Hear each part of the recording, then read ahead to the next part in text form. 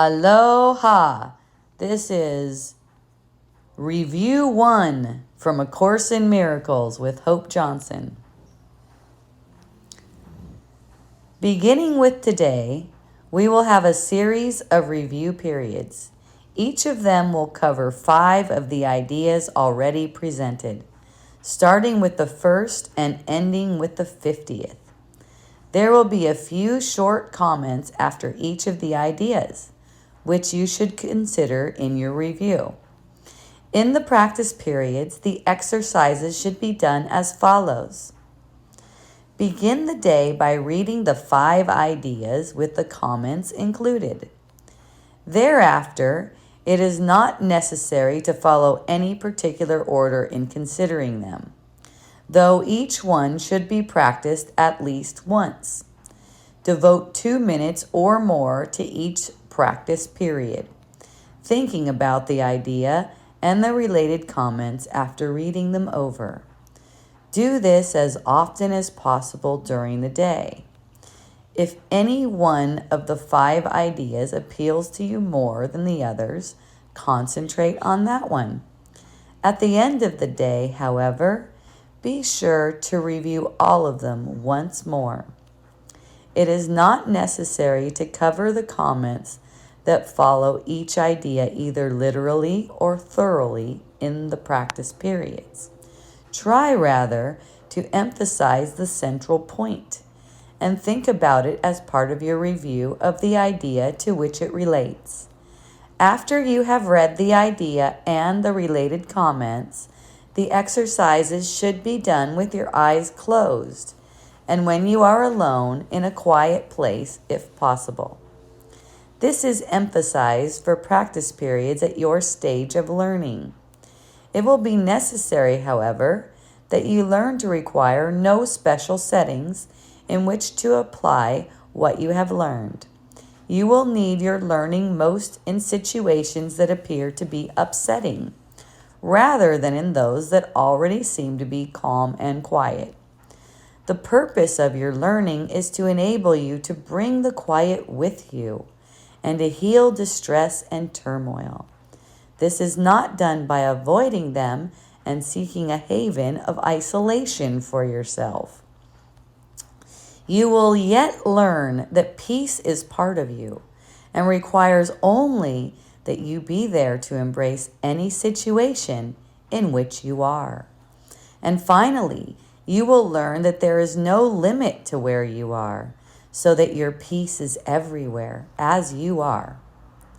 You will note that for review purposes, some of the ideas are not given in quite their original form.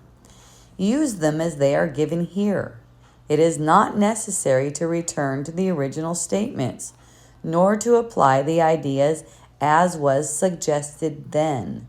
We are now emphasizing the relationships among the first 50 of the ideas we have covered, and the cohesiveness of the thought system to which they are leading you. Yay! So these are the instructions for the next, I believe it's 10 lessons. Yes, 5 in each one. These are the instructions for the next lessons.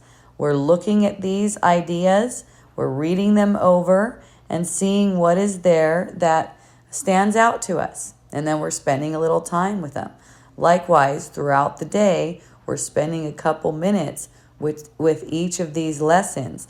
Now, a central point here that I like to point out that I love is that we are learning to apply these lessons with eyes open in a situation, not just when things feel calm and peaceful. This is what it's bringing you to, because this practice, it does you no good if you can only do it when you've got yourself in isolation, right? And this is a common ego thought too. It's thinking that you can design your life to be calm and happy. You cannot. You cannot do it. You've tried, I'm sure. And maybe you still have pipe dreams about it, thinking that you can make it so that you're secluded somehow secluded from the pain of the world, and you're just going to wake up in isolation. That's not how it's going to go down. You're going to wake up through the triggers that come up, through experiencing life. There's nothing you need to do about that. Your curriculum is coming. You can't go a wrong way. Even if you try to move to isolate yourself, it's not going to work out for you. You're going to get your triggers. They're coming. The Spirit knows you wanted to wake up. You're already listening to this, so that's the case. So just leaving your life as it is, letting it be as it is, your little parody of a life, right? And noticing that your lessons are coming. Not giving in to thoughts, not buying into thoughts that tell you that you just need to make your life another way and then it's going to be better for your awakening. You don't ever need to do anything, nor can you do anything. All you can do is look at how you're perceiving things and ask the Holy Spirit to help you in those circumstances. This is forgiveness, okay? Once you've done this, once you've forgiven as a matter of course, then you don't have to ask for it so much. You just know it. You come to know it. You come to be a knower of it. So it doesn't matter what life throws at you. You're able to practice within the life. And this is what we're learning right now. For these, if you're just starting out with A Course in Miracles, this is your first review period you've done, then it is important to practice with your eyes closed so you don't get distracted. And if you feel like it, you can leave your eyes open for some practice periods too and see how that works out for you. Just by doing the practice over time, you're going to be able to see that you can handle anything that comes through this so-called life, right? But it's the thinking that you can somehow escape from your lessons by designing your life a different way that's actually not practicing. It's being disengaged and it's distracting yourself.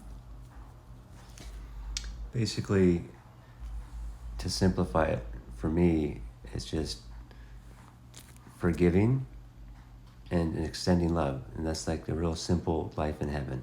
Mm-hmm. Beautiful. That's the protection of the love of God. Yes, and you've been a wonderful example of it. Thank you. Yay. We love you. A hui ho.